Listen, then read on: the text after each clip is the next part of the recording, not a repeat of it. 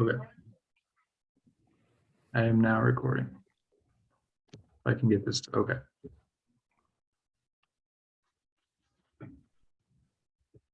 Thank you for coming to my talk on relaxational dynamics of capsid conversions.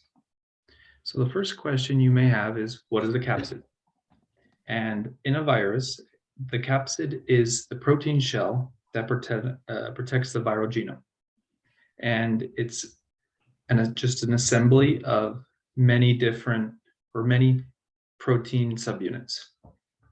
For an example, the cowpeak caloric model virus, CCMV, has 180 proteins, and we classify them by a T number, which is the total number of proteins divided by 60. And that's what we call the T number. An example of this sort of structure that isn't a virus is the New York Times ball. It's a whole bunch of individual subunits that come together to make something spherical-like.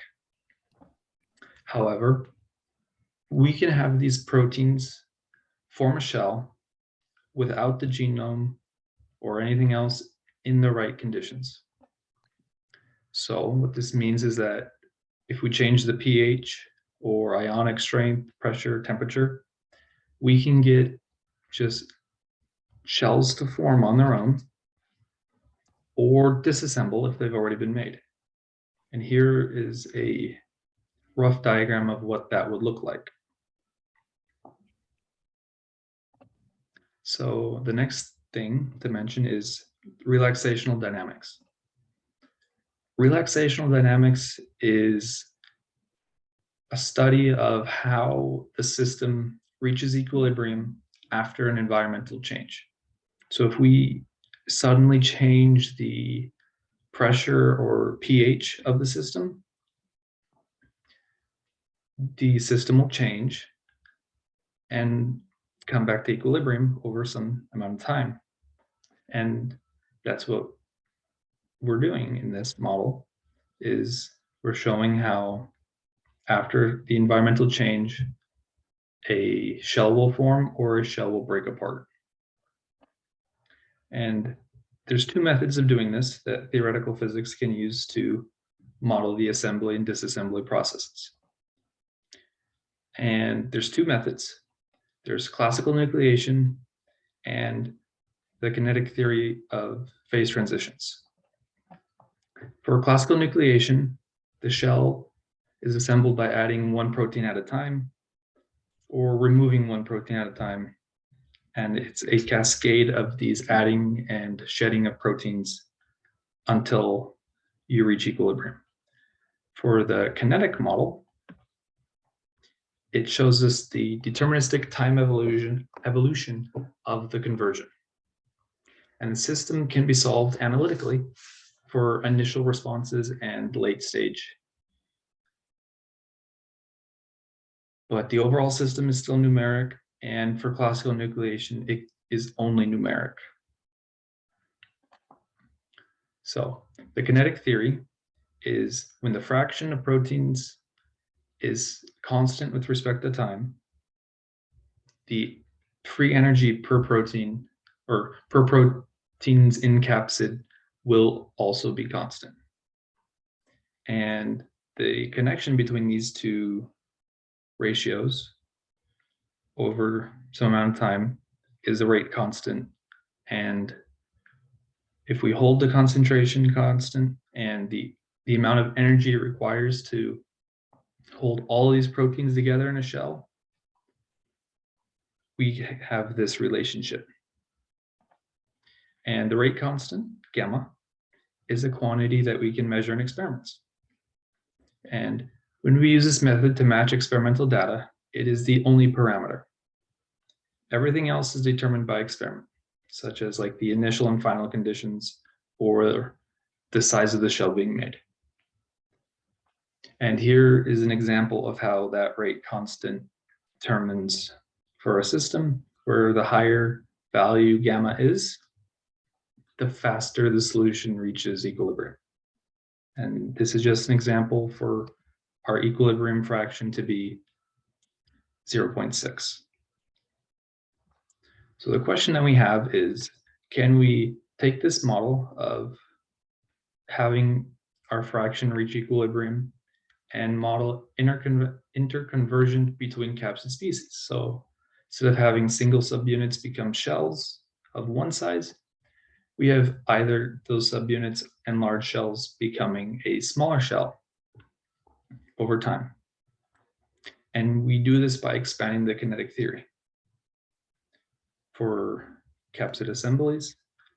And all we need to do is have a partial derivative of the first fraction and a partial of the second fraction. And these are coupled. And they can be solved numerically, and analytical approximations can be made for the initial responses and late stages of the assembly and disassembly processes, which is good because in experiment, the initial and late stage timescales are what's important, because it can take anywhere from 2 days to 2 months for your system of protein assemblies to take place and reach equilibrium. And we can then match our numerical and analytical results to experimental data. And here is an example of what these graphs would look like. On the left, we have the numerical calculations, and in the middle is the early response, where F1 and F3 are the numerical, and the cyan and pink lines are the analytical approximations for the same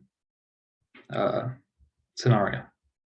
And in the graph on the right, it's the late stages reaching equilibrium. So why is this important? If we can have a model that accurately shows that we can make protein shells of different sizes, it will be useful, because viruses are the best machine in nature for encapsulating things. They have their genome, and they protect their genome, and they're very efficient at doing so. And virus shells come in all shapes and sizes, more or less. And they assemble and disassemble in the right conditions. Like, they don't break apart until the virus enters a cell. So if we understand how protein shells can be formed, it deepens our understanding of how viruses work, which can lead to better treatments. And it may also help understand just how proteins aggregate, because proteins don't always form shells. They can just clump together and make big, messy structures.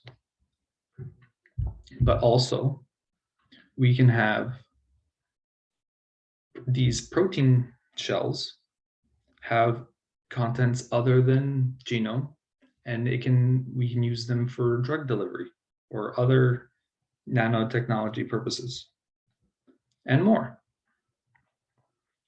And this project is led by Professor Zondi with one of her collaborators, Paul Vandershoot, and a couple of other undergrads.